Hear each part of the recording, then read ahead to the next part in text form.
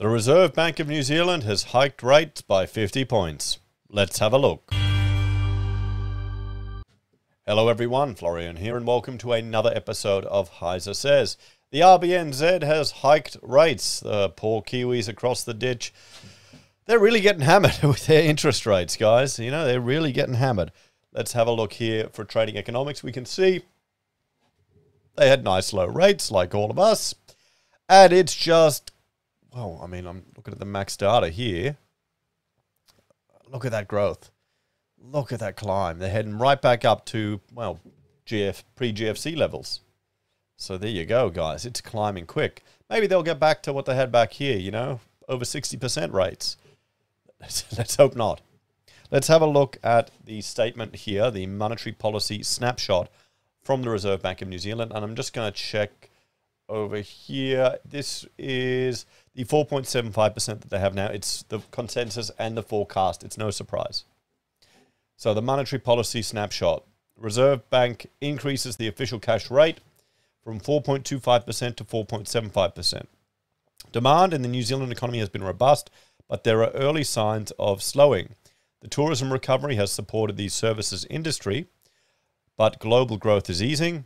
Severe storms across the North Island are expected to increase inflation and disrupt production in the near term and add to activity during the rebuild. And higher interest rates are needed to sustainably reduce inflation and support maximum sustainable employment. So the average economic growth is 2.7%, inflation is 7.1%, and unemployment is 3.4%. The committee agreed that the OCR, the official cash rate, still needs to increase, as indicated in the November statement, to ensure inflation returns to within its target range over the medium term. While there are early signs of price pressure easing, core consumer price inflation remains too high, employment is still beyond its maximum sustainable level, and near-term inflation expectations remain elevated. So demand in the New Zealand economy has been robust, but there are signs of it slowing. Demand in the New Zealand economy was robust in 22. Economic growth has been supported by household spending and construction activity, strong government spending, and a swift recovery in international tourism since the border reopened. Household spending has been resilient to date. However, there are signs that it may be slowing, reflecting lower housing prices, high inflation, and rising interest rates. Worker shortages continue to limit economic activity, but labour market pressures have eased slightly. Businesses' perception of economic conditions have worsened as the outlook for consumer spending, exports, and building activity has weakened. So the tourism recovery. It has supported the services industry, but global growth is easing.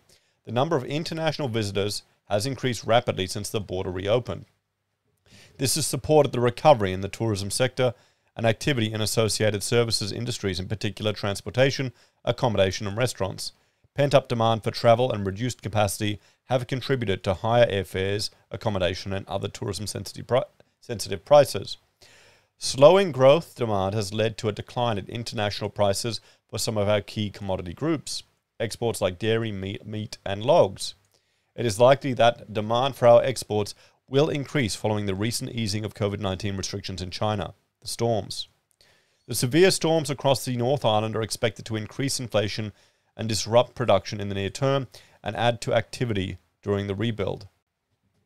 They've had a devastating impact on the lives of many New Zealanders, and our thoughts are with those affected. These storms have led to destruction and disruption across a variety of industries and infrastructure. This will lead to shortages in some goods and services in the near term, and upward price pressures are likely to stay as a result. Rebuild work will increase activity over coming years. Significant economic losses have resulted from these storms. The best contribution monetary policy can make right now is to free up resources elsewhere in the economy by slowing demand through higher interest rates. This will also limit further increases in the cost of living over the medium term. So high interest, I mean, just think about this. You're getting hammered by the storms and they're going to up your interest rates on your mortgage. Blah, blah.